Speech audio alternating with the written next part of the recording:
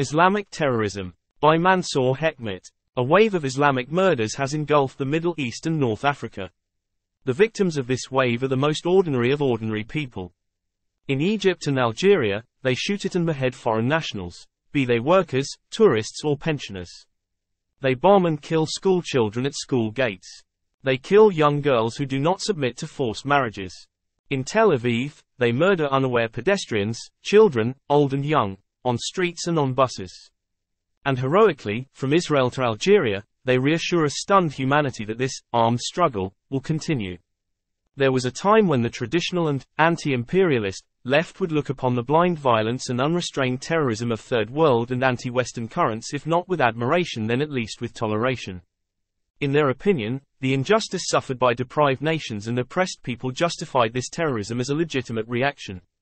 The terrorism of Palestinian groups, Islamic organizations and the Irish Republican Army, whose victims were increasingly unprotected and unaware civilians, were prime examples of this permissible terrorism in recent past. A terrorism which seemingly responded to past and present injustices. A terrorism which seemingly appeared as a reaction to the inhuman and brutal policies of oppressive powers and governments.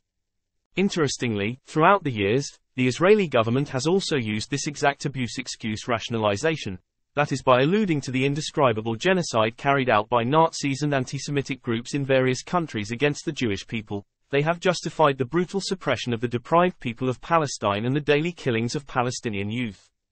From a communist standpoint, this type of rationalization and the blind terrorism erected on it in the Middle East, whether by Arab and Palestinian organizations or the State of Israel, is regarded as bankrupt and is condemned. There is not the slightest real and legitimate relationship between the appalling calamities that have befallen the Jewish people in this century and the suppression and crimes committed by the extremist right-wing government in Israel against the Palestinians.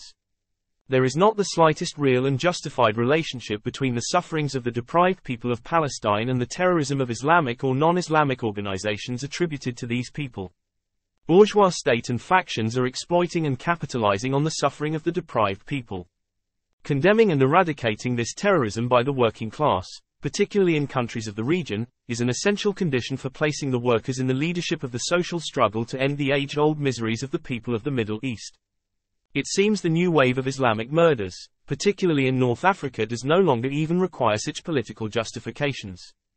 A turban and a gun are sufficient to begin this despicable jihad against humanity. This is Islamic gangsterism and its source is the ruling regime in Iran. And it will be in Iran where it will be smashed.